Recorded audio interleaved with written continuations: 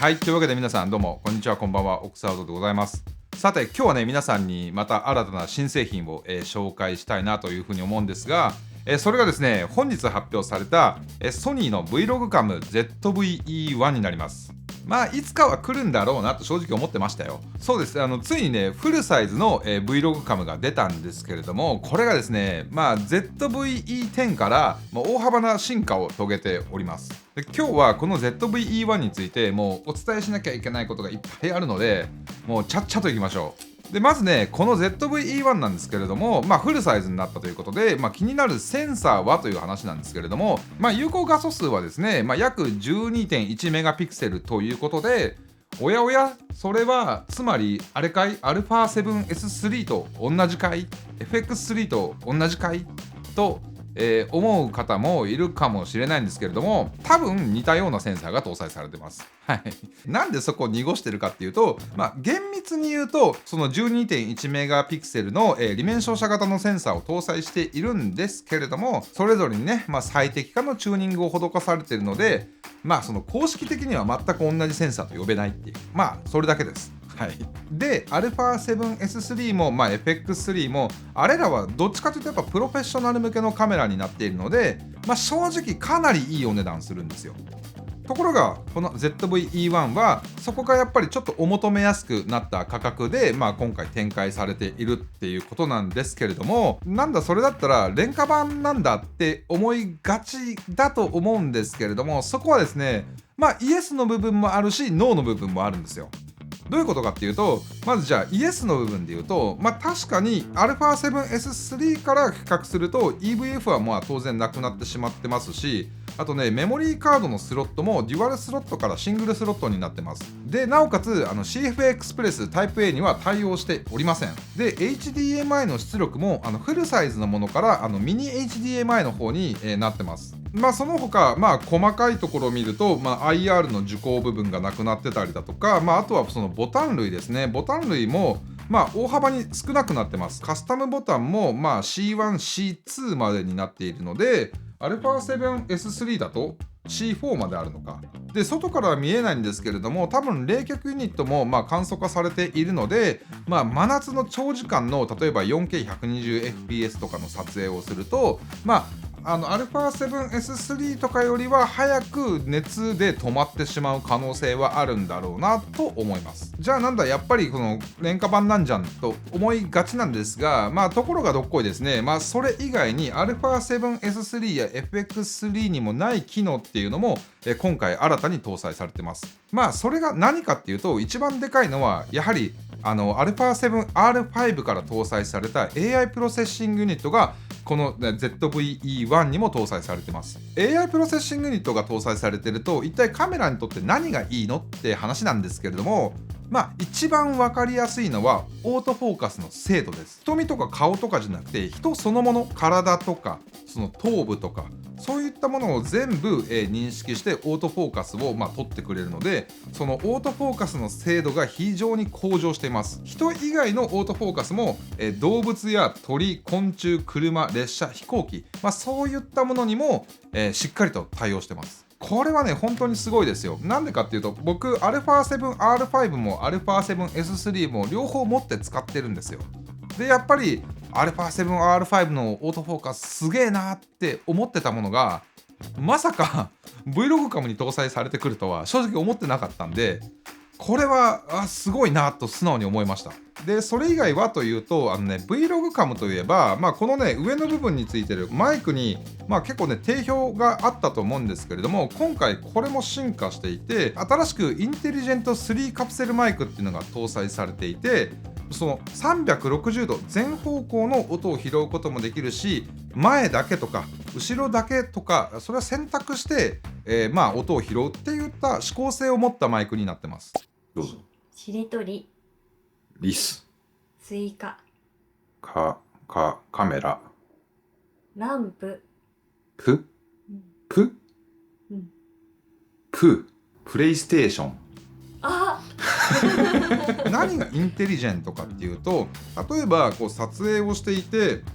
被写体を見つけましたと。なったら前方の音だけを拾うようにして、なんか特に人物とかを検出しませんでしたっていうことになったら360度の音を拾うようになっていたりと、その撮影してる対象によって自動的にそれを切り替えてくれるみたいな機能が搭載されてるんですよ。なのでね、やっぱりそこは Vlog カムっていうだけあって、Vlog を撮るような人にとっては非常に使いやすいんじゃないかなと思います。ハードウェアの違いからの比較はそんな感じになってるんですけれども、でもそんなもんじゃなくて、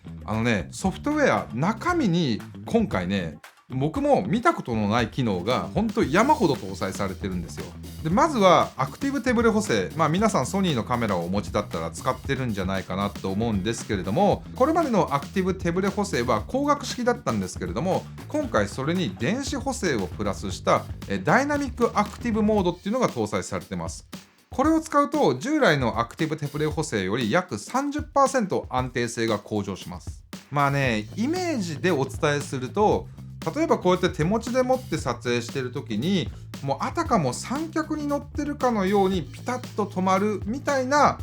補正のされ方というよりは、今までよりもより大きな動きに対してある程度その補正率が高くなるみたいな、なんかね、どっちかというとそんな挙動をするモードだなっていう風に感じました。なので、普通に歩いてる分だと正直そこまで極端な差を感じないんですけれども、例えばこんな感じでこうスキップしながらだとか、あとは全力疾走をしてみながらなんて時に変化が出てくるのがダイナミックアクティブ手ブレ補正だなっていう気がしました。でさらにというか、ついにというか来たんですよ。これソニーさんやってくれたなっていう感じなんですけど、ついにですね、シネマティック Vlog モードが搭載されましたマジでこれ商標取っときゃよかったそうなんですよ。もう僕の代名詞でもあるもうシネマティック Vlog モードっていうのがこの Vlog カムにはついに搭載されて、いやなんかちょっと感慨深いなっていうね気はするんですよね、本当にこれ。でこのシネマティック Vlog モードは誰にでも取って出しで簡単にそのシネマティックな雰囲気のルックを作れるモードになっているので、やっぱりね、まずその映像っていうのは 2.35 対1のシネマスコープにクロップされます。で色味はルックっていうパラメーターとムードっていうパラメーター、これら2つを組み合わせて作り込んでいくんですけど、ルックっていうのは S シネトーンをベースに、コントラストとサイドのバリエーションだと思うんですけれども、クリーン、シック、フレッシュっていう3パターンと、さらに白黒のモノっていう計5パターンから選ぶことができます。でお好みのルックを選んだら、さらにムードっていういわゆるカラーフィルター的な色味を調整する、ゴールドっていうちょっと赤っぽくなるもの、さらにオーシャンっていうちょっと青みが強いもので、フォレストっていう緑みが強いものの3つ、もしくはオートから、選択することができます。そうですね、個人的にはシックとフォレストなんかが結構僕は好みだなっていう感じがしました。さらに撮影時に AB フォーカスなんてありますよね、よく映画とかでは。やっぱミラーレスカメラってオートフォーカスがもう速くてなんぼ、そのじわっという感じじゃなくて、もうプッってこう一気にこうオートフォーカスが速すぎるっていうね、僕一つ問題もあると思うんですよ。それをねうまく使い分けたいところなんですけれども、シネマティックモードだと、このオートフォーカスのトランジションのスピードがですね、3種類から選べます。でこの一番遅いものを使うと、撮影時のこうタッチ機能ですね、これをタッチフォーカスにしてあげることによって、画面上に映っている、何かこう2つのオブジェクトを1回タップすると大体4秒ぐらいかけてじわーっとこのフォーカスが送られていくっていう、よりね、そういったそのシネマティックな、撮影表現もできるようになってます。じゃあ今後僕の作品は全部これで撮るかと言われると、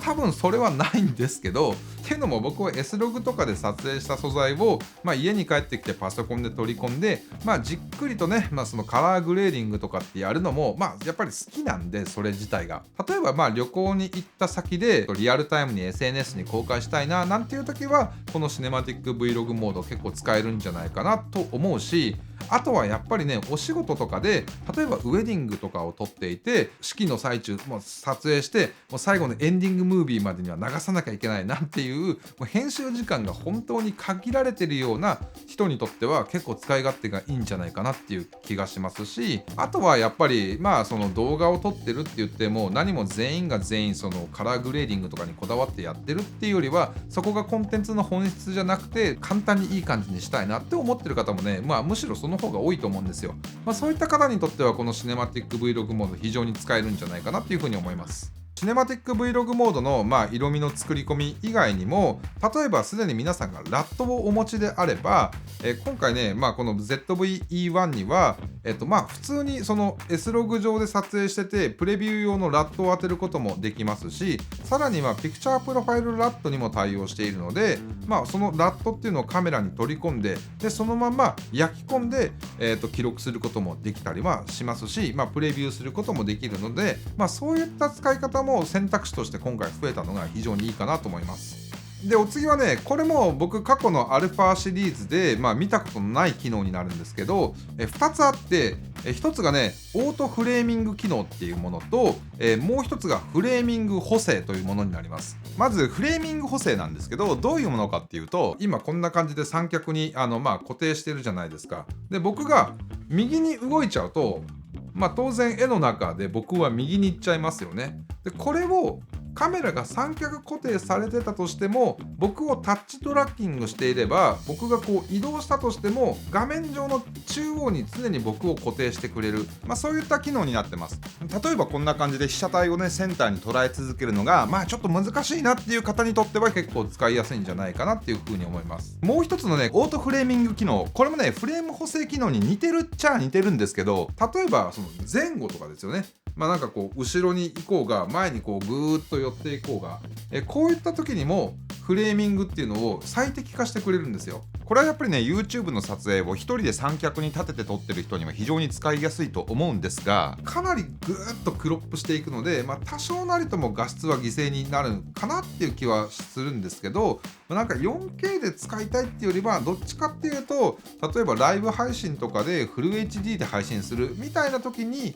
生きてくる機能なんじゃないかなっていうふうに思います。でその他も、今まで S&Q でなんとなくできていたタイムラプスが、今回ね専用のタイムラプスメニューっていうのが設けられて、そこから撮影することができるようになってたりだとか、当然これまでの Vlog カムにあった美肌効果だったりだとか、商品レビュー設定だったりだとか、背景ボケの切り替えだったりだとか、そういったことも全部できる、ほんとねてんこ盛りのカメラがこの Vlog カム ZV-E1 になってます。でやっぱりね、α7S3 とか FX3 のセンサーの最大の特徴といえば、高感度性能だと思うんですよ。で今回もねやっぱりその特徴っていうのはこいつも色濃く受け継いでいるので、屋内のちょっと暗いなっていうようなシチュエーションでも非常にね明るく綺麗に撮影することができて、僕なんか基本的に屋内で撮るときは、多少の光だったら ISO12800 に設定して、で ND フィルターをつけて現光して撮影するなんていうことをしょっちゅうやっているので、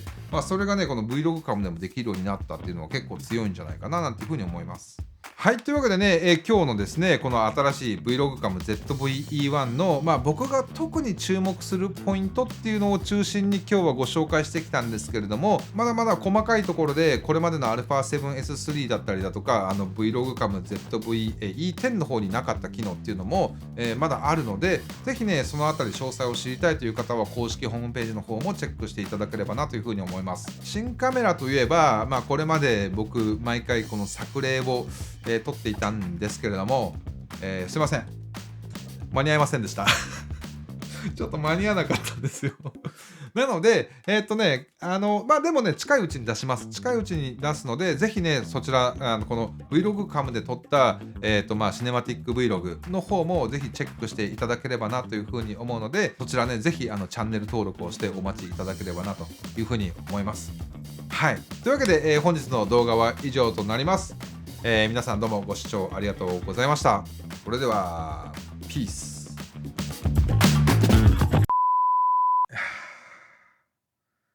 よし、編集だ。この動画公開本日になっているので、間に合うかな。間に合ってくれることを祈ってます。みんなが無事にこれを見てるんだったらきっと僕は頑張って間に合わせて今頃多分ぐっすり寝てると思います。よし、やるぞ。